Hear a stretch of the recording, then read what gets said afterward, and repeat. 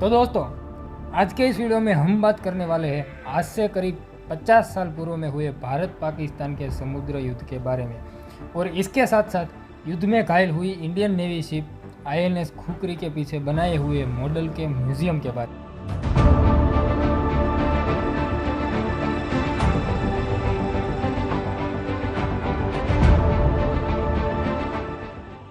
बात है आज से करीब 50 साल पहले की। तारीख थी 9 दिसंबर 1971 कि सबसे पहले आप इसे देखो। ये है पाकिस्तान की सबमरीन जिसका नाम है हंगोर। ये हंगोर एक जर्मन से खरीदी गई पाकिस्तानी सबमरीन थी जो इस समय सभी हथियार से लैस थी, जिसमें जर्मन टेक्नोलॉजी का बहुत लंबी रेंज वाला सोनार लगा था। यानी कि यह सबमरीन करीब 25 किलोमीटर दूर तक पानी के अंदर और बाहर सब कुछ देख सकती है। और दूसरी ओर इसके सामने थी भारतीय नौसेना की 2 वॉरशिप, एक आईएनएस खुकरी और इसके साथ आईएनएस किरपान। और इन दोनों शिप को इस दिन लीड कर रहे थे कैप्टन महेंद्र नाथ मुल्ला। और ये जो दोनों शिप थी ये भी अपने साथ फुल हथियार से लैस थी।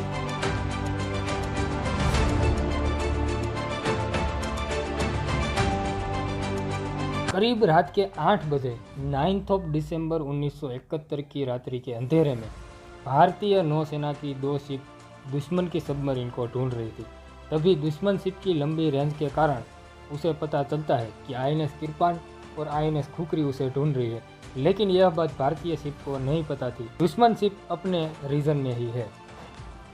दुश्मन आईएनएस किरपान को निशाना बनाकर अपना टॉर्पीडो फायर करती है, क्योंकि वैसे ही यह टॉर्पीडो आईएनएस किरपान को टकराता है, लेकिन खुशकिस्मत से यह टॉर्पीडो फटने में नाकाम रहता है। लेकिन दूसरी ओर भारत की नौसेना को दुश्मन की लोकेशन का पता चल जाता है, क्योंकि दुश्मन ने टॉर्पीडो फायर किया।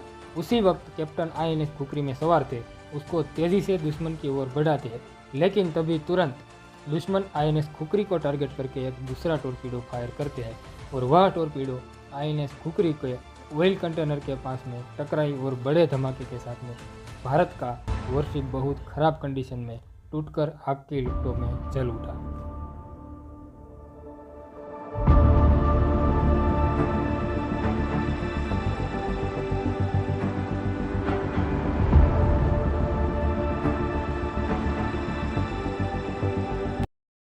और सिर्फ कुछ ही मिनटों के अंदर भारतीय नौसेना वॉरशिप खुकरी समुद्र में डूब गया।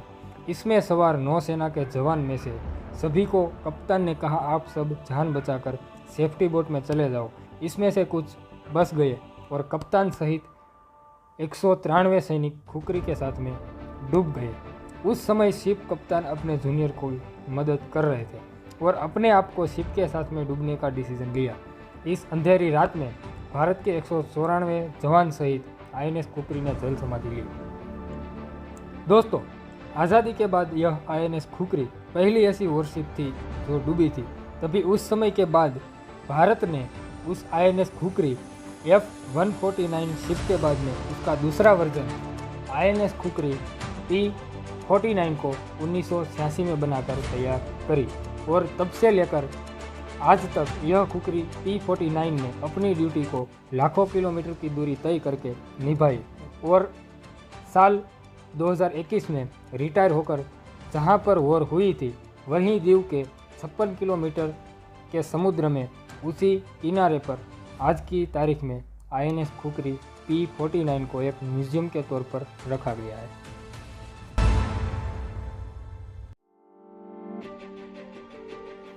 तो दोस्तों, अभी तक आप लोगों ने इस वीडियो को लाइक नहीं किया है तो इस वीडियो को लाइक कर दो। और अब हम लोग देखने चलते हैं Indian naval ship INS khukri P-49 को।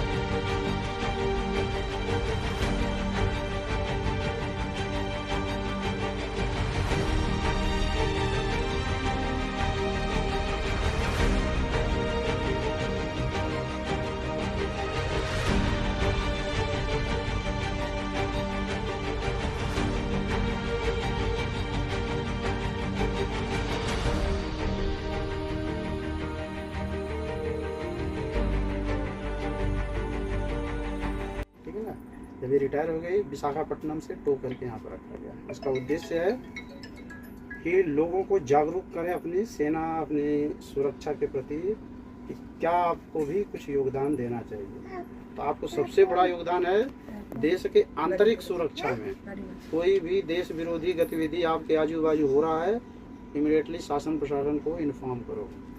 ऐसा मत करो कि ये मेरा काम नहीं है, लेट गो भाई, क्या हमको क्या करना है, फिर गया काम से। देश सुरक्षित नहीं रहेगा। तो कोई भी देश विरोधी गतिविधि हो रही है, इन्फॉर्म करो। और सेना में अपने बच्चों को भेजो। जब सभी लोग भेजेंगे तभी तो सेना बनेगी। सब लोग ये हो जाएगा मेरा बच्चा नहीं जाएगा, मेरा बच्चा नहीं जाएगा, तो कैसे होगा। अब तो सेना में ऐसा हो गया है, कम से कम 4 साल के लिए तो भेज सकते। पहले तो 20-25 साल जाना पड़ता था। अब अपने कलेजे के टुकड़े को 4 साल के लिए, अब बेटे बेटियां सभी जा सकती हैं। तो सेना में 4 साल के लिए कम से कम भेजो। और फिर 4 साल के बाद में जो इंजीनियर, डॉक्टर, हीरो, हीरोइन जो बनना है बनो। पहले सेना में जाके सेवा दो, फिर आओ। और हर साल 7 दिसंबर आर्म फोर्सेज फ्लैग डे मनाया जाता है। जब हम स्कूल में रहते हैं तो आता है ना झंडा दिवस में, तो हम लोग कंट्रीब्यूट करते हैं।